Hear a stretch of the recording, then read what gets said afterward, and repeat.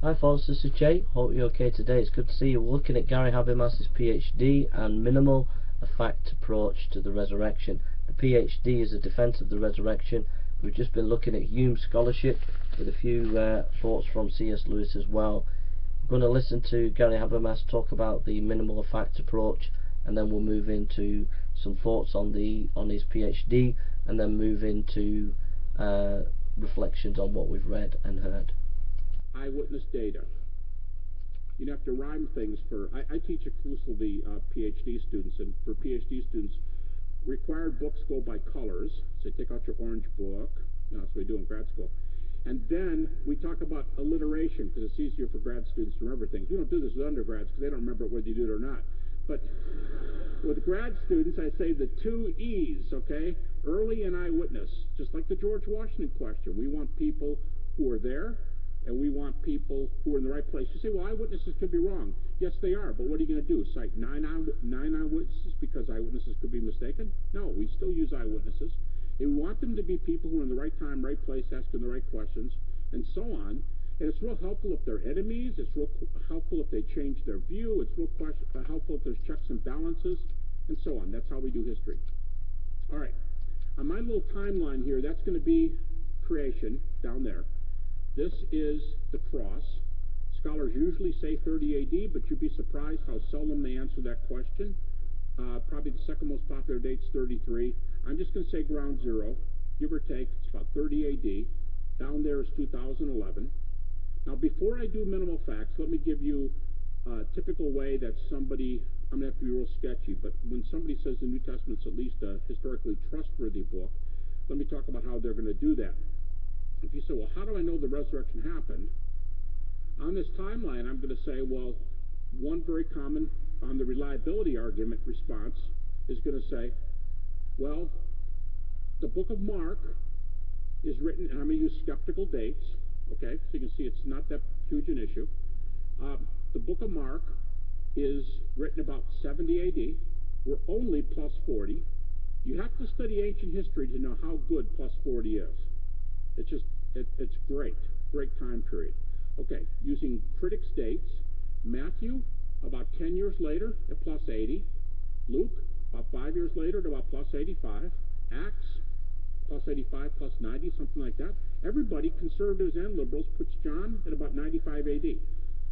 So my point is that at the worst it gets is we're about plus 65 to John.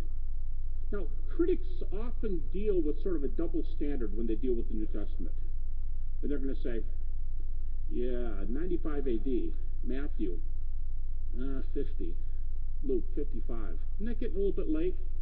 Well, when they ask questions like that, they either, I'm not trying to be mean, but either they haven't studied a lot of ancient history, or they're not familiar with sources, or they're just being overly critical of the New Testament, or whatever. Because if I said, all right, forget Jesus for right now, and let's say ground zero is the death of Alexander the Great.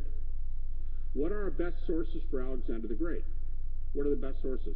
Well, there were several people who wrote during Alexander the Great's life, but we don't have any of those sources. We don't have any of them. They'd be very valuable. We don't have any of them. The sources we have for Alexander are, and I'd have to keep walking way out past this window, because the best sources for Alexander date 300 to 450 years after his death, about 330 BC. The two best sources are Arian and Plutarch, but they're also the latest sources. They're about plus 425 to 450 AD. That's a long time. You go, okay, fine, I get your point. Maybe Alexander's not the best example. We have better examples than that. Yes, we do. But I'm just using Alexander because he's such a prominent source. Well, how about somebody who's better data and closer to Jesus' time? Okay. How about Tiberius Caesar?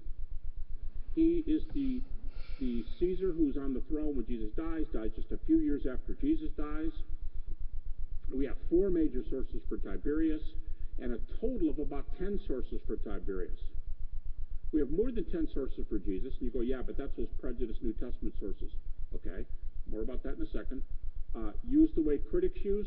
we still have more than 10 sources for Jesus. Do you know we have 12.5 sources outside the New Testament for Jesus? 12.5 sources outside the New Testament that are within 100 to 150 years after Jesus, which is fair in the ancient world. And now when I say 100 to 150, you realize that John's a lot closer than this. But back to Tiberius. We have 4 sources for Tiberius. One is contemporary. Whoa, we don't have anything like that for Jesus. But as I'm going to argue tonight, we do.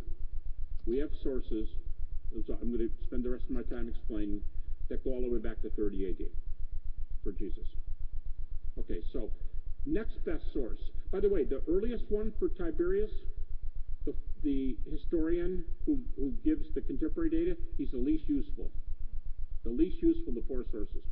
The best source for Tiberius is Tacitus. And Tacitus, if that's Tiberius down there, ground zero, Tacitus, we'd probably be 2/3 of the way up the pews here. Because Tacitus writes, sorry, that's the last guy. Tacitus is going to, if that's John, Tacitus is going to be about here. Tacitus writes about 120 AD. He's plus 80 after Tiberius. Suetonius, plus 85. And Dio Cassius, 2/3 of the way up or further. Dio Cassius is plus 180 from Tiberius.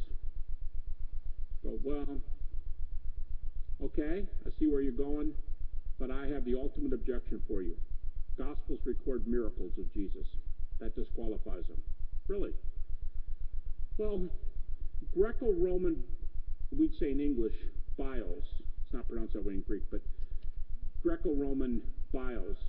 It's a genre of biography, Greco-Roman biography, the most reputable writing in the ancient world.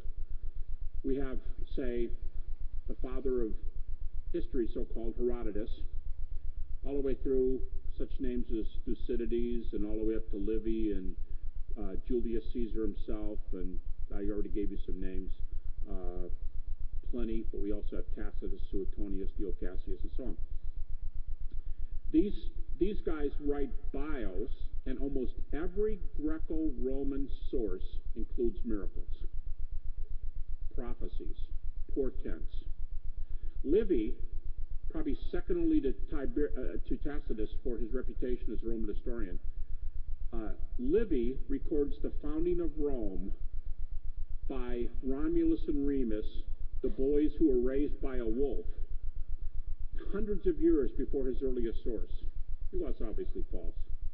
But we do doctoral dissertations on this material, and it's fair to use this material and start. You go, well, I don't trust any of it if there's miracles.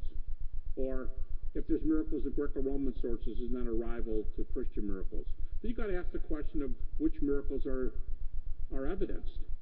And I'll just say this to be provocative, and then I'm going to have to move on to my minimal facts deal. Almost every skeptical scholar, not the fly-by-night guys that don't work in the field, that just take shots at Christianity, but skeptical scholars, I don't care how liberal they are, how far to the left, virtually everybody today believes that Jesus was a miracle worker. Now, they're going to differ on how supernatural these things were and everything else. It's another question. But it's almost unanimous today. Among even Jesus seminar people, they'll call Jesus a miracle worker and an exorcist. In fact, 2 of the best books that are out on this subject are each almost 500 pages. Sorry, nearly fallen asleep there. So, that's Gary Habermas explaining more of his minimal fact approach. Basically, what he's going to say is you're looking at the dates of the spectrum of the text from the Gospels from 60 to 70, 80, maybe 90 AD, depending whether you're conservative or in the middle. But what he's going to say is that Paul's epistles, specifically 1 Corinthians 15, goes right back to 33 or 32 AD and gives you historical information about Jesus, and you can use that then to give a case for Jesus' resurrection. What we've just looked at in Gary Habermas' PhD is that uniformity of nature does not preclude the possibility of miracles. if it did, you would need to know all the miracle claims that have been made and have debunked them, and that's not been done. When you have a criteria for investigating miracles, as Hume did, it actually proved to him that miracles do take place, but he still didn't believe. Page 102. The human testimony favour of these occurrences is impressive, especially in view of the fact that it concerns claims of supernatural events.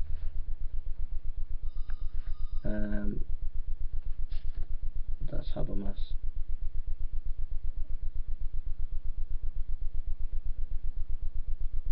Swinburne writes, Habermas is quoting Swinburne.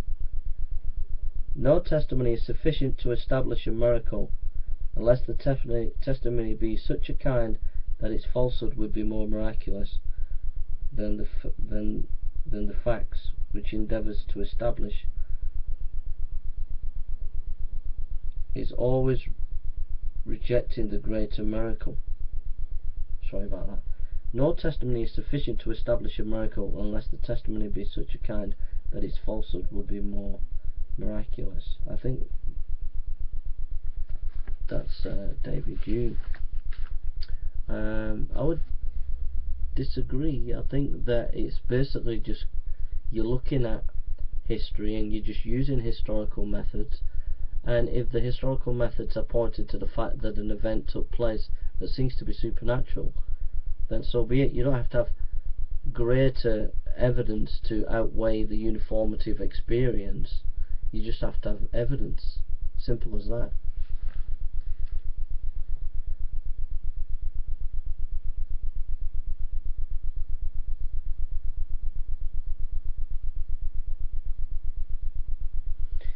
Habermas says, the fact is that we only know a small part of nature and cannot be sure that what we do know will continue to be the same in the future. In other words, this so-called uniformity of nature, that the way things are, we don't see any dead people rise, is only our small understanding of the natural world.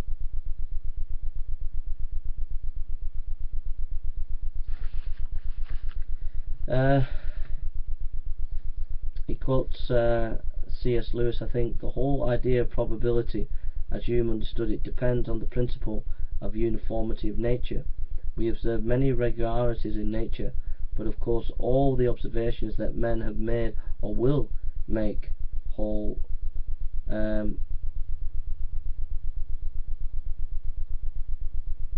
cover only a minute fraction of the events that actually go on. Our observation would therefore be nonetheless useless.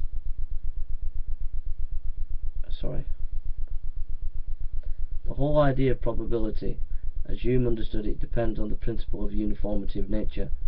We observe many regularities in nature, but of course all the observations that men have made or will make only covers a minute fraction of the events that actually go on.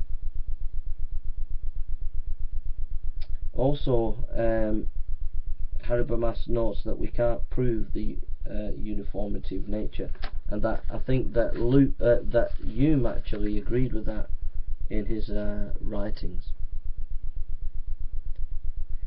Habermas notes that David Strauss was heavily influenced by David Hume.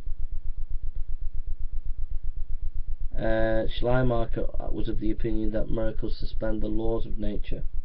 Bruno Barr strongly says that we could not have miracles coming to nature. Ernest Renan said that Jesus did not know the laws of nature. Adolf Harnack said they were ancient ways of thinking. Paul Tillich said miracles can't interfere with the laws of nature. So Habermas deals with lots of scholars in the past and in the present on this issue of uniformity of nature. which is significant. If we're saying Jesus rose from the dead, we have to challenge this idea that because nature doesn't show any miracles, they don't happen. It can be challenged philosophically.